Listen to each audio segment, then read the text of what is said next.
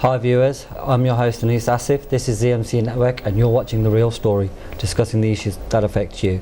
On today's show we'll be discussing the issue of Brexit, a key and controversial issue that's affecting our society at the moment. On our show today we have two guests, Muhammad Ali Evening and everyone. Abdullah Al-Mumin. Thank you. Would you like to introduce yourself, guys? Yes, hi there. My name is Muhammad Ali. I'm known as Mr. Ali, and today it's my pleasure to be accompanying you to discuss this topical issue that's now been the headline issue for the last 4 or 5 years now. So I think we're getting there to the finishing line, but still not sure. I think there's still a long way to go. Abdullah? Hello viewers. Well, my name is Abdullah, and I'm here with Mr. Anis to discuss about the Brexit special and what's happening currently with the Brexit and Europe and the United Kingdom's political situation. And probably you have been hearing this story more than 3 years and a half, and we don't know really where we are going to, and probably this is going to be an end very soon. But still, it's important and crucial and significant moment. So we will try to give you some updates. Thank you. Can you give us a sort of brief insight for the viewers as to what Brexit is, for those who don't know or fully understand? So about 5 years ago, David Cameron, under his leadership of the Conservative Party, was under real threat by Nigel Farage and UKIP. And they made real grounds, and one of the things that he identified, in order to sort of maybe pacify them, he wanted there to be a referendum on Europe, give the people a choice as to whether they wanted in or out. And you know, for the last 20-25 years, since I was a small child, the Tory party has been maligned by this issue. Many resignations, many prime ministers have actually lost their job as a result of Eurosceptics. So finally, I think David Cameron thought, okay, let me take the bull by the horns, finally sort this issue out once and for all by giving the people a choice as to whether they wanted to be, whether they saw their future with Europe, or whether they wanted to be an island and let UK, United Kingdom, burrow their own furrow. So 3.5 years ago we had the referendum, and it was the closest of margins by 52% versus 48, and at that time I do remember that I was saying it's just too close to call, not realizing when I woke up that morning that that was the margin of victory. And there were a couple of arguments as to why people voted to remain and why people voted to stay. But those people that voted to leave, there were two main primary issues. One is that they wanted to be in control of their own laws, so they wanted to be sovereign. Yes. And Parliament to make their own rules, which is fair enough. That's a perfectly legitimate argument and stance. And the second one was all about having control of borders and having a strict target of how many people came in and how many people were going out. At that time, no government was able to put the number of people that were coming in and that were here legally or illegally from Europe, and that was a real concern, because, as you know, if you went to schools, if you went to GPs, it was very hard to get an appointment, and people felt, rightly or wrongly, that their communities were changing far too quickly. And I think that played a significant part. More the change of demographic. Absolutely, and I think it's so. with any community, when you feel that it's changing far too quickly, and you feel as though there's I was going to use the word invasion, which I think is wrong, but that word was sort of thrown about regularly. Should we say a migration of EU nationals? Absolutely, and people within Europe were perfectly within their rights to come into the UK. These were European citizens. They could come in here, settle, and find work. Yeah, but alternatively, people from the UK could go into any EU country and do the same there. Absolutely. As well. So if you go to Spain, if you go to Portugal, Italy, you know, the Costa del Sol, you know, there's a huge amount of expats. We call them expats, but there are also migrants that have gone to Spain and resettle, get jobs, you know, retire there, and there was no moan, or there's no complaints by the indigenous community about the number of, should we say, UK citizens that migrated over to Europe. I'm sure areas like Costa del Sol, they're predominantly dominated by people from a British background.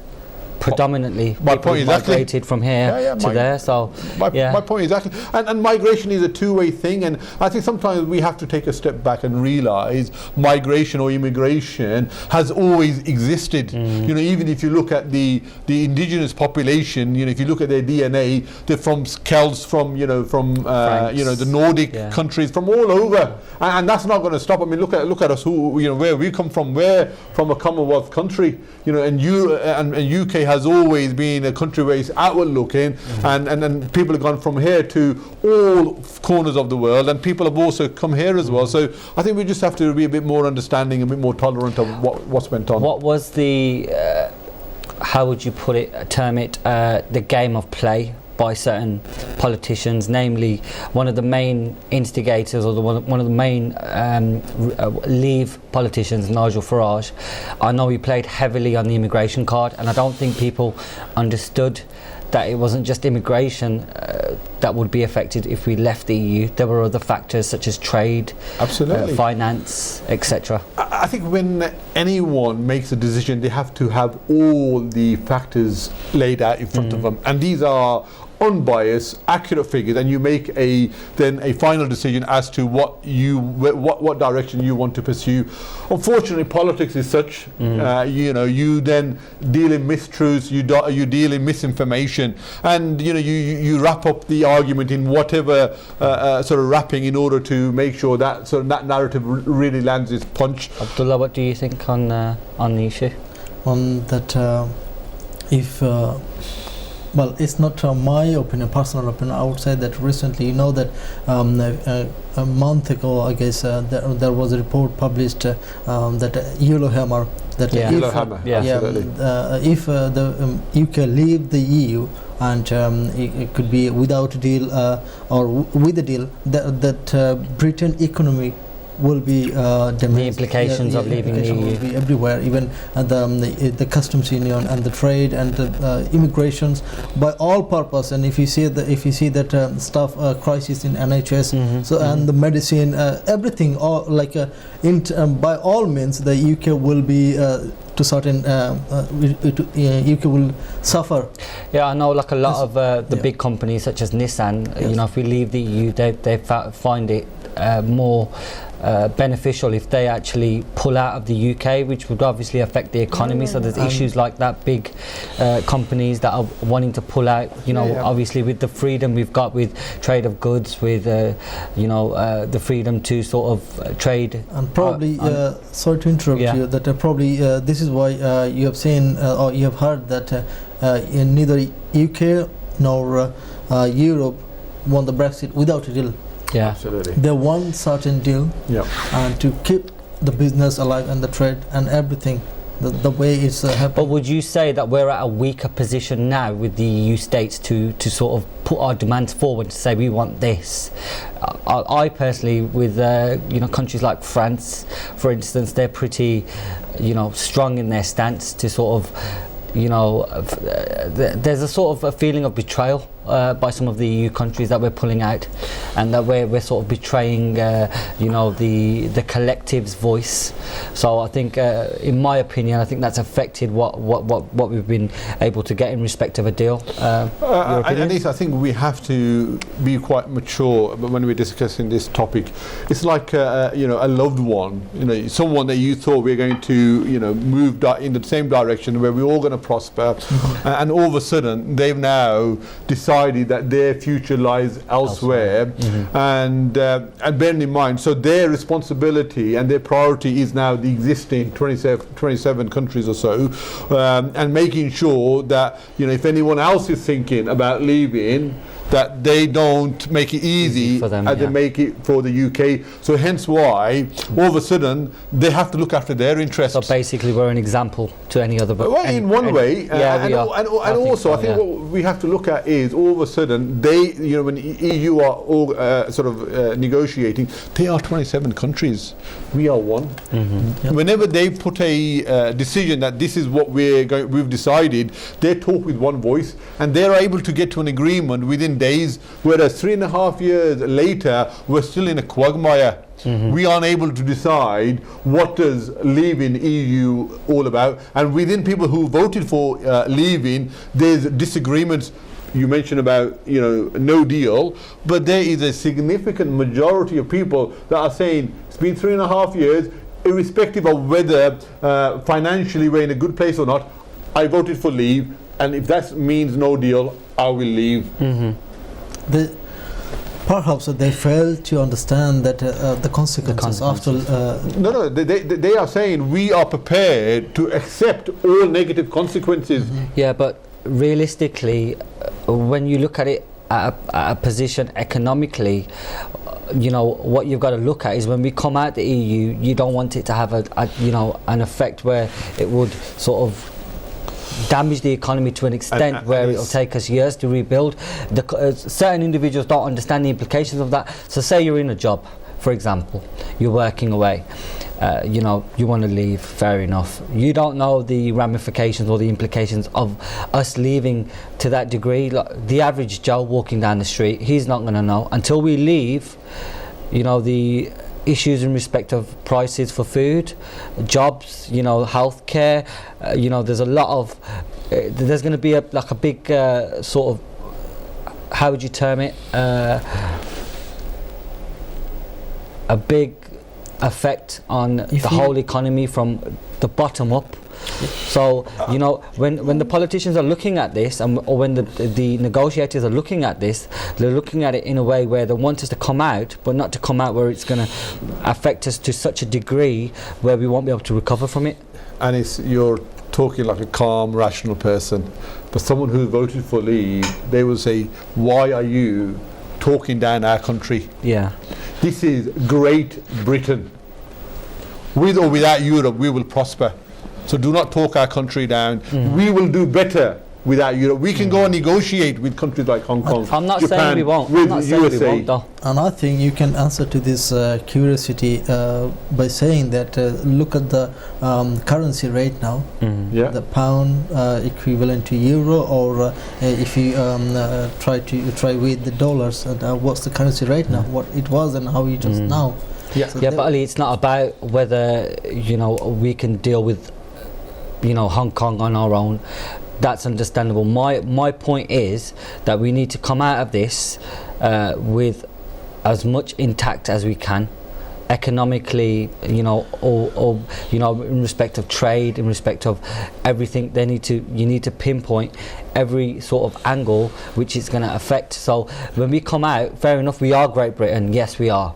You know, we can act independently, we can trade with Hong Kong, we can trade with the EU after, that's fine, but we want to come out of this without having, you know, such an effect on our economy that, you know, it'll take us 10, 15, 20 years to recover. And that sort of thing, you know, people need to understand. So when you've got politicians sitting there deciding on how to make a deal and, you know, bringing the EU on board to come out of this cleanly, or come out of this in a way where it would not affect us to such a degree where there'll be people out of work, you know, inflation, there's 101 things to consider, the healthcare service, everything. So fair enough, we can be Great Britain, but we need to be Great Britain with a rational deal on the table. That's the bottom line. And I think I fully concur with you, but again, we have to look at who won the referendum. The people that have won the referendum, they are saying we want that implemented, and the way we implement that now is through House of Parliament. Yeah, that is where there's a real sticking point as to how we, you know, what does leaving EU is all about. We have 2 or 3 opposite sides, and they can't come to an agreement. There is no overall majority by the government, so chances are some people are saying having a second referendum, they want to go through this all again.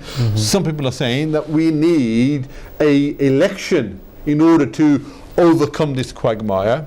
Some people are saying that we need to leave under no deal, but leave and not pay the £39 billion. So within Parliament there are so many different situations, and until whatever is being decided is passed through Parliament, nothing will be decided. I think personally, this being a democratic country and we being allowed the referendum, they should respect those wishes. But then again, you know, we have MPs now who are going opposite to what their constituency voted for. But for the first time, probably that Boris Johnson, or the Prime Minister, the British Prime Minister, he was very happy that he won. He got the approval from the Member of Parliament in the House of Commons in favour of his withdrawal bill. But he stuck with the next stage, whether he wanted to have his fast track this debate and the scrutiny within the next 3 days. And 3 days? Yeah. Is he feeling all right? So this is when, at the moment, we stand now. But in the past, let's concentrate on three things. I think we should concentrate on what the impact should be if we leave, if we remain, and if there's a no deal. So what are your opinions? I think what do you think you're taking us back to 3.5 years ago, really. You know, we've moved on. The people have decided, and I don't think. Okay, then what would you think the impact would be for a deal and a no deal? Okay, fantastic. First of all, my own opinion is that no deal should be removed off the table, and I think it's only there more as a bargaining chip. To let EU know that, you know, if we can't come to a suitable agreement, we will withhold our £39 billion, and also that we will leave without any agreement, and we will go and negotiate with all the different countries. And I think, you know, you mentioned Yellow Hammer. Every expert across all specialities has said this is going to be absolutely critical for UK, you know, our industries, our economy, our confidence is going to be obliterated. And also what that will mean is those countries are negotiating with us. They will have an upper hand knowing that we are in a weakened position. We're desperate for deals. They will always give us a very bad terms. And just to give you one example, the American President Donald Trump, in his great wisdom, has said that, you know, when Obama said you're going to be right at the back of the queue for a deal, when President Trump came in, he said, no, I'm going to put you at the front. But in that negotiation, your NHS is going to be up for grabs, i.e. even more privatization, and even your our agriculture, USA's agriculture will be flooded into UK. So meaning our chlorinated chickens, our growth hormones, crops, all that will be flooded into your supermarkets, and then we won't be able to pick and choose. Or we want everything else as part of the deal, but not these two bits here. You can't, you know, because America's economy is way up there. And now, as a single country, we're down here. So if you're up here, who has a strong point? Yeah. The country that's negotiating, or the one that's here, who's desperate for a deal? So I think no deal is completely out of the water.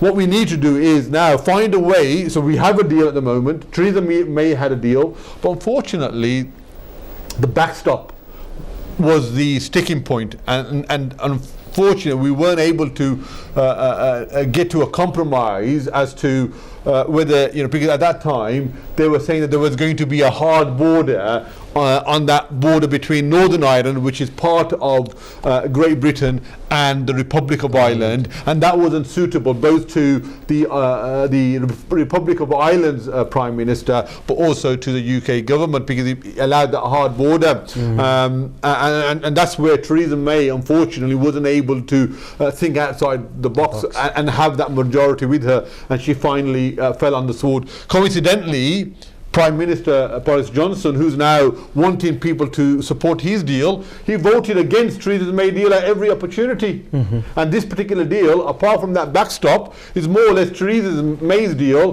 but with that new negotiated backstop, but along the Irish Sea. And now one could argue that he has sold the Northern Ireland down the river. Yeah. You know, because the backstop is on the... Yeah, so